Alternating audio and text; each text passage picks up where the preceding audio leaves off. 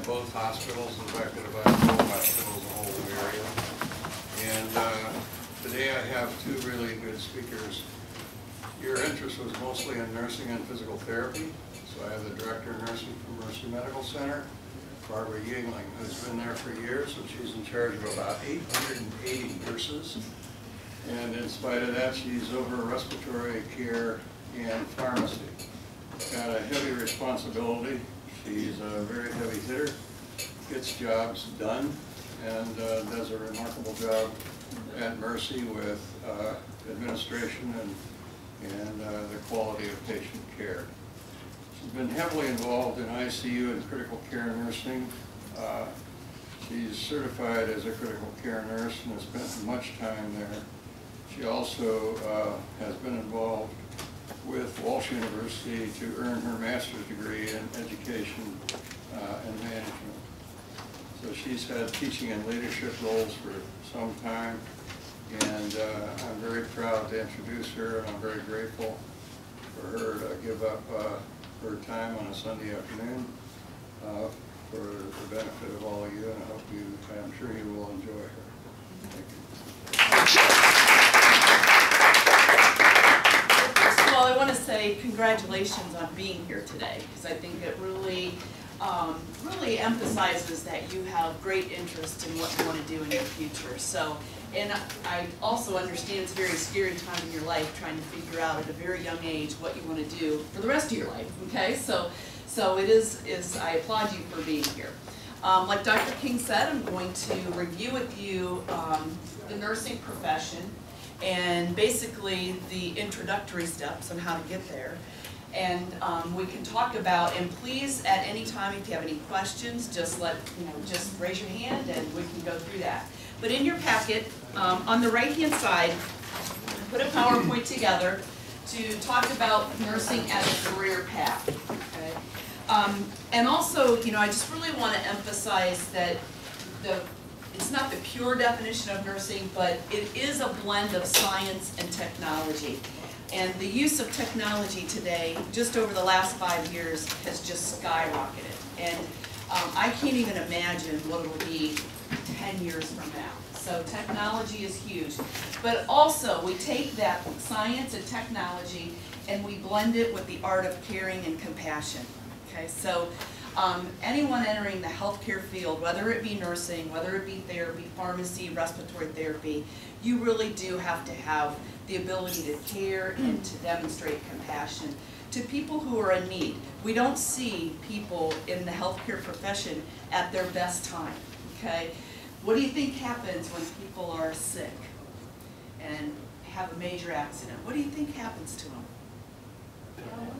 Pardon me? They're not happy. They're not happy. Okay, what else? They're scared. They're scared. They're scared because we're taking them from their home environment that we know very well, and we're putting them into a very scary environment. It can be, but so it's the healthcare workers' role as professionals to really help them along. And we do that by knowing the science, the technology, but also being caring and compassionate people, okay?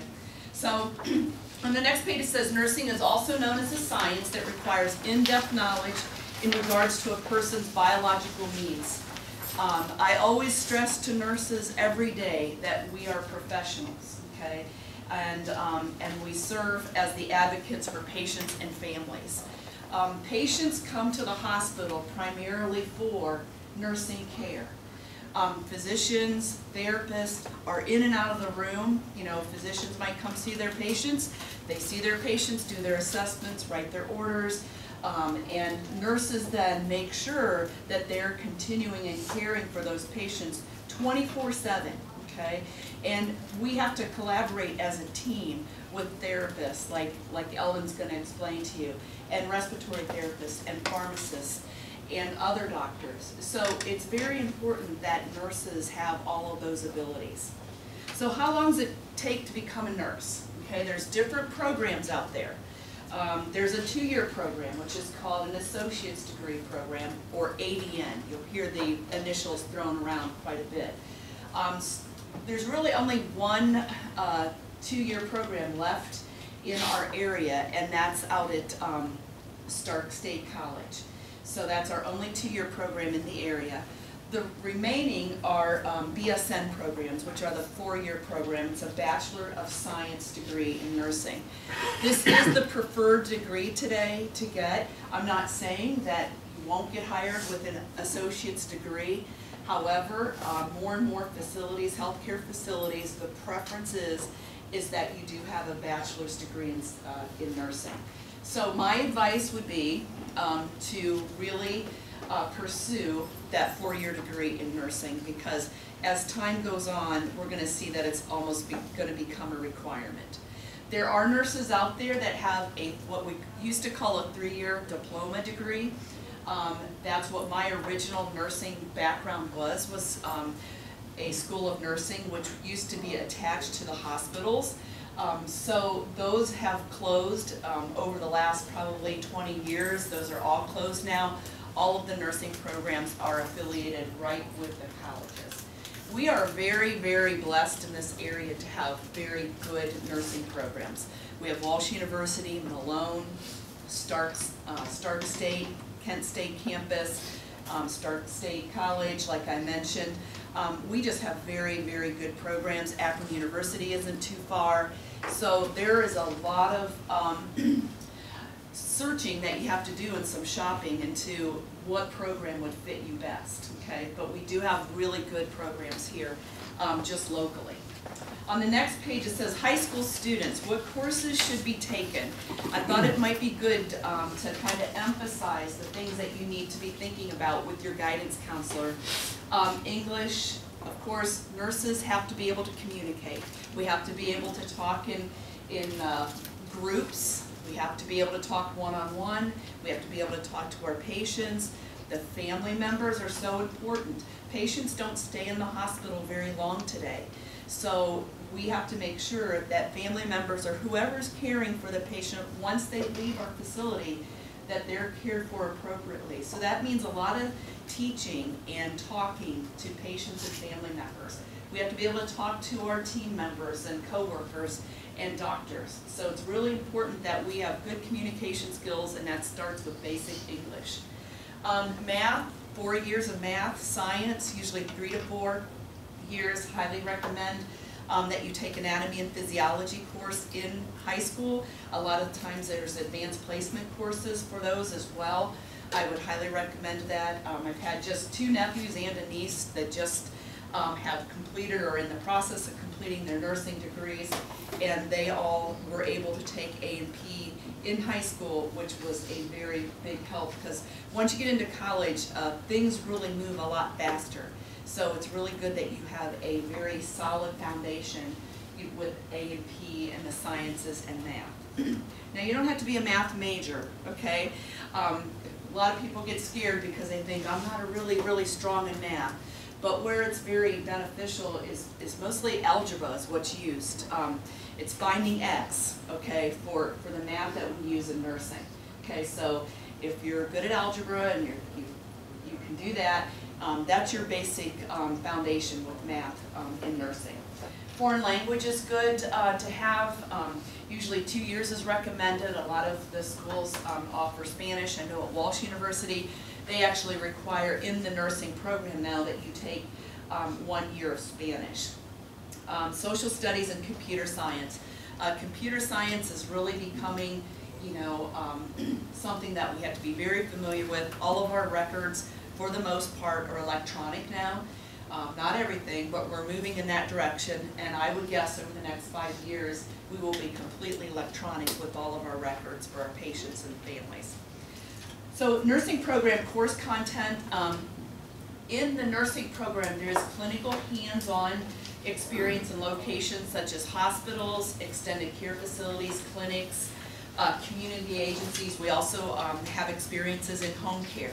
So there will be like a dedicated amount of time in your nursing program to like pediatrics, to like surgery, getting to be involved in surgery. So the program is very fast and intense, but you get a lot of experience as you go through. On the next page, classroom instruction that you're going to receive while you're in nursing school. Basic nutrition, chemistry, usually a whole year of chemistry. Psychology is usually a couple years. The human anatomy and physiology. Pathophysiology is the study of diseases, and there's usually a year dedicated to patho. Microbiology, that's the study of germs. You spend time in a lab looking under a microscope and understanding what that germ is, and then how do you treat that germ, like with what antibiotic, or how was a certain disease identified based on the germ that was involved. Pharmacology is the study of drugs and medicine. All throughout your nursing program, you will have, it'll build from the first semester of nursing school all the way through. You'll build on the pharmacology knowledge that you have. And believe it or not, drugs, you are constantly learning, you know, because drugs change all the time. I'm sure Dr. King can attest to that, you know, how much has changed over the years with drug therapy. So constantly we see a change. So you won't stop learning in nursing school, okay? It'll keep on going. Communication, and then human growth and development. A lot of people will ask, is nursing school expensive? Well, college in general is somewhat expensive, okay? So community colleges can be the least expensive way to go. A four-year BSN programs are more expensive. However, like I said earlier, the BSN is going to be the preferred degree for your nursing career. And it'll give you more flexibility later on in your career if you do have that four-year degree. But be sure to shop around for the best program, or the program that fits you the best. You know, if you're somebody that really wants that experience of living on campus, take a look at that. If you're going to be someone that is not going to choose to live on campus, going to commute back and forth, then another program might be better. Did you have a question? Oh, okay, but you have, sorry about that. So also, when you're shopping, always ask the question about, you know, ask the program or the guidance counselor that you would be working with, what is the state board percentage of passing? You know, that's important, because once you graduate from college, you will be required to take a state board exam. And it really is not too beneficial to go to a school that has a low passing rate. Okay, so luckily in this area, all of the schools have a very, very high passing rate and do a very good job that way. And most of the time, if schools don't do a very good job in getting a high passing rate, they will actually be placed on probation with the state, and they'll have to have action plans to increase their passing rate. So that's just something to really investigate. Also, you know, if you're somebody that really would prefer smaller class sizes, you may want to ask about that as well, so that there'd be more time that you could spend with the professor. Sometimes if you go to large universities like the Ohio State University, my niece went to occupational therapy school there, and there were times that she had 300 people in her class with her. So those are things that you need to think about. What's the best fit for you, okay? And those are things you want to ask. How do I pay for nursing school? I heard out there earlier, you know, there are loans, student loans, there's grants. There are lots of scholarships in the Stark County area. I gained experience with this with my nephew when we were applying for school, and he was very fortunate because we applied for everything that we could apply for. And, you know, anything that you qualify for, go online, look it up. There are many, many opportunities just right here in Stark County for multiple scholarships. The David Foundation has great scholarships if you meet the criteria for that. So that's one I would highly recommend that you look at. If you meet the criteria and keep your grade point average up, it's like $5,500 a year that you would qualify with that scholarship. And I think they give out about 80 to 90 scholarships a year. And they try to hit almost every school district in Stark County. So look it up, work with your guidance counselor. There's multiple ways to help get funding to get through school. Many of the colleges also have you know, opportunities for work programs and etc. So those are all the things that you can do. But you have to do your homework. You really do have to do your homework. You You have to do the work to fill out the application. It might ask you to write a narrative about and answer certain questions. But you know what? You need to take that time in order to earn the scholarship. So what happens after college? After graduating from college, like I said, all nurses are required to take a state board exam. It's called the NCLEX, and it stands for National Council of Licensure Examination. After passing the exam, then you can use the initial RN behind your name. You can't use RN behind your name until you pass the exam. Even if you've successfully graduated with the BSN, okay, you can't do that until you take the exam. And usually you take the exam around 2 to 3 months. Right now there's students taking the exam and they're waiting to get their results so then they can start their job. Okay, so that's kind of the progress. You cannot start working as an RN until you pass the exam. So, yes. So what happens if you don't pass it the first time? And that's a good question. There are students that don't. You can retake the state board exam. And basically there are good programs out there that the state or the school that you graduate from, they will assist you. Walsh and Malone both have very good programs for students who are not successful. It doesn't mean you're a failure, okay? I know some very, very good nurses who didn't pass the state board on their first try, and most of it was due to test anxiety, that they just got themselves so crazy, you know, prior to taking the test. So there are study programs at the school that you graduated from puts together, and then they have you can't take it for, I think there's like 8 weeks, you have to at least wait, so that you can kind of get yourself together and then, you know, kind of re-emphasize some studying and stuff. But you can retake it. You can even, if you don't pass it the second time, you can retake it until you pass, okay? So that's one thing I know that kind of like freaks people out sometimes is the state board exam. But after you pass your state board exam, then it's time to apply for a position. And I get this question all the time, is nursing a good profession for men? Okay? And yes, absolutely it is. More men are entering the nursing profession today than ever before.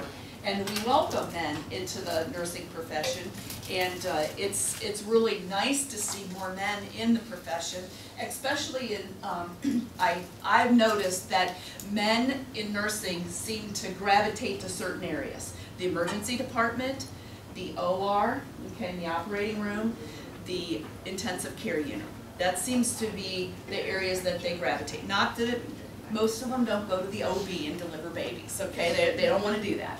So, but they have to go through that whole phase during school. But those are the areas that I see men really gravitating to. But we do welcome men in nursing, and I actually encourage men to go into nursing. So I think years ago there was more of a stigma about that, but that's pretty much gone, okay? Characteristics required of a nurse: dependability. Reliable and responsible person, and I put in parentheses there, nurses don't get snow days, okay? You might laugh about that, but actually a snow day is a day that I hate, okay? Because think about what happens on a snow day. You know, many nurses are, you know, parents, and, you know, they can't find babysitting and etc. So what happens? They have to call off, you know. So plan, plan, plan. You know, if you think there's going to be a snow day, then we have to plan ahead. Okay, because what do you think happens, you know, if nurses and healthcare workers, not just nurses, what if they don't show up to work? Their patients don't get served. It impacts patient care. So I can't stress enough dependability and reliability, showing up to work, being on time, and doing a great job. Not just a good job, you have to do a great job, okay? Integrity, honest and ethical. Do you think errors happen in healthcare? Do you think we make mistakes? Okay, and it doesn't feel good to make a mistake. Okay, it's probably the worst feeling a healthcare worker can have, especially nursing. But we have to be honest about our mistakes, and we have to face up to our mistakes, and we have to learn from them. Okay, that's the best way to learn sometimes is, you know, from mistakes and grow from those. Self-control, be able to maintain composure.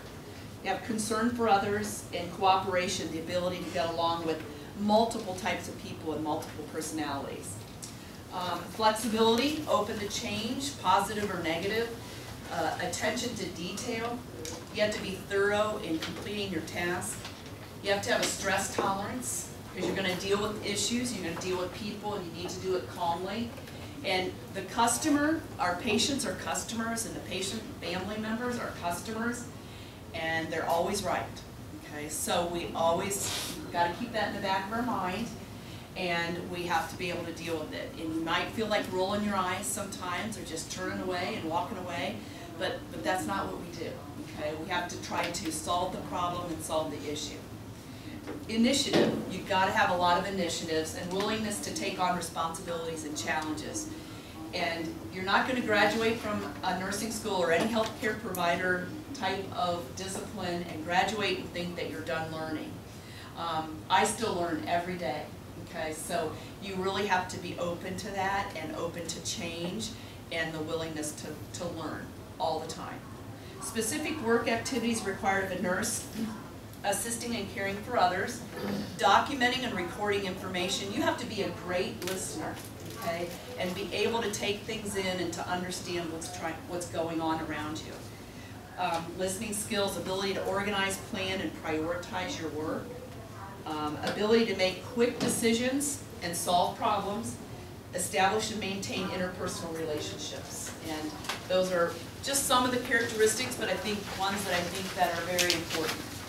Everybody always asks, how much money am I going to make? Okay, so wage and employment trends. The average RN earnings are between $60,000 to $85,000 a year.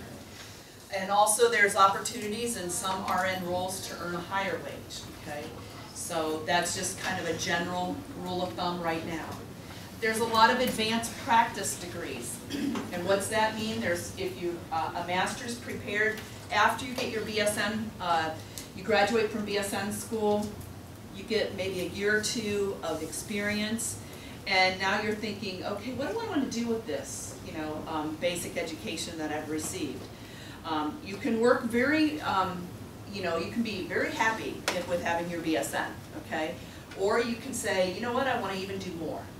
So maybe I'm thinking about nurse practitioner. Have you heard about nurse practitioners? Okay. There's all kinds of roles with nurse practitioners. There's the acute care nurse practitioner, that's more critical care. There's family nurse practitioner. Okay, family nurse practitioner is from birth to death. Okay, they really take care of everything. There's the midwife who helps deliver babies, certified nurse midwife. There's OB nurse practitioner.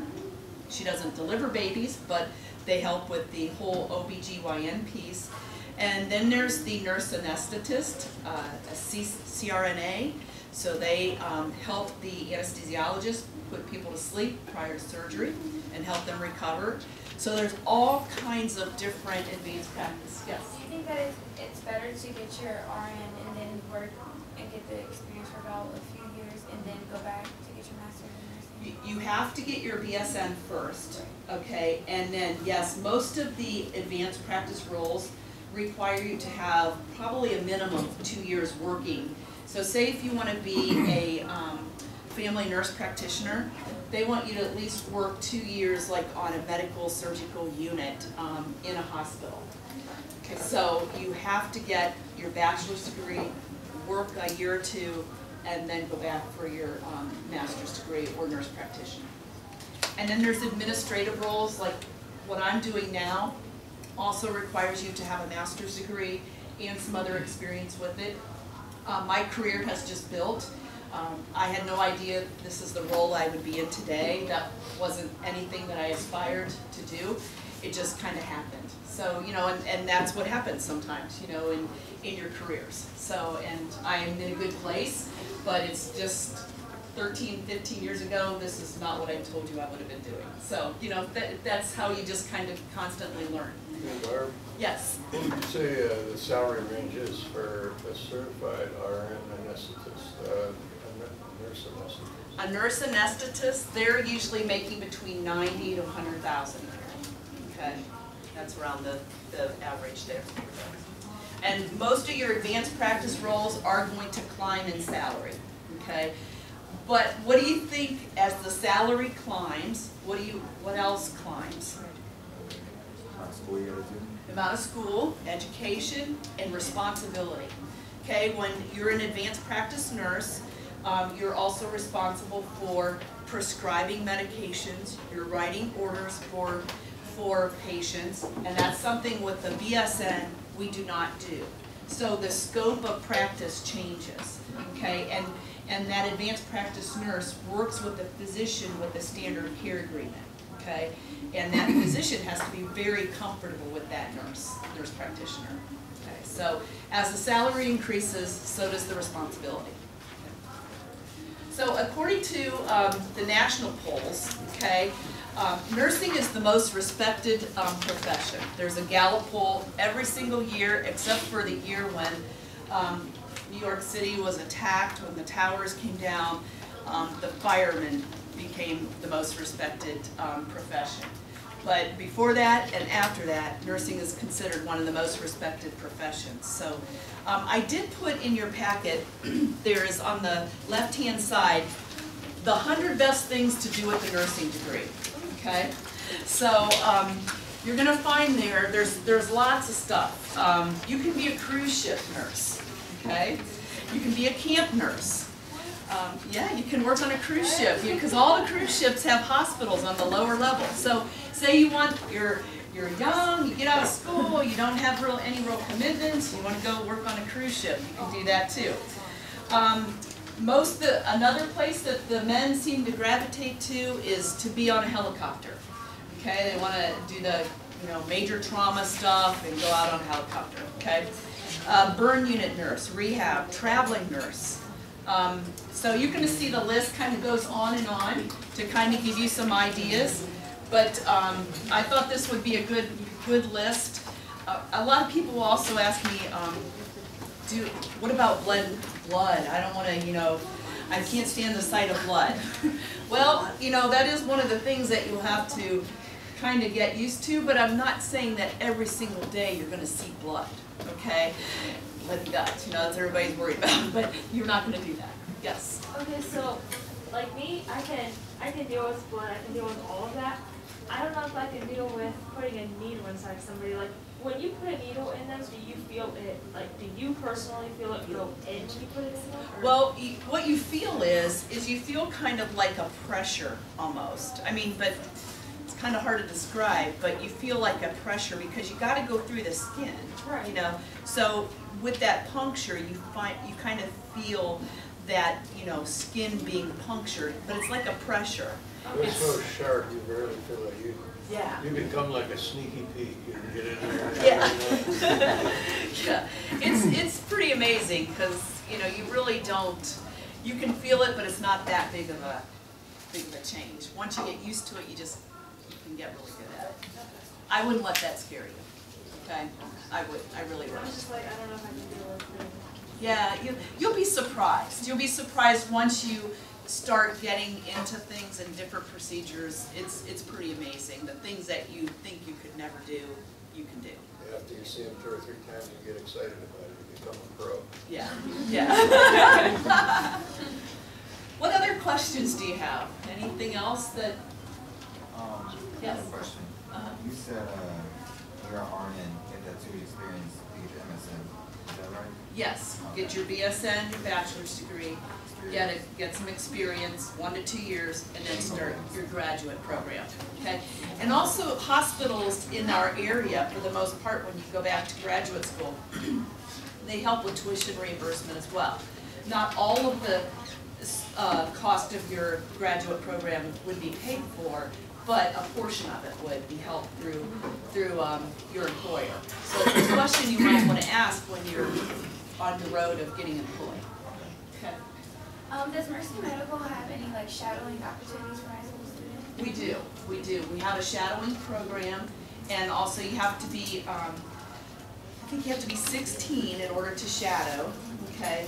And we do have programs, and they start usually in January. Have you been involved in that, Eldon? Yeah, we see some it kind of goes in cycles depending on the timing of the year, but it can really be any time of the year. There's not really a class you have to come through, but you just go through our volunteer services. And another thing that helps, especially nursing students, is that we have a nurse intern program, a nurse aide program, and also an emergency department technician program. Once you start school, nursing school, I highly encourage you. I was an aide all through my nursing program. And what that does is help you get acclimated to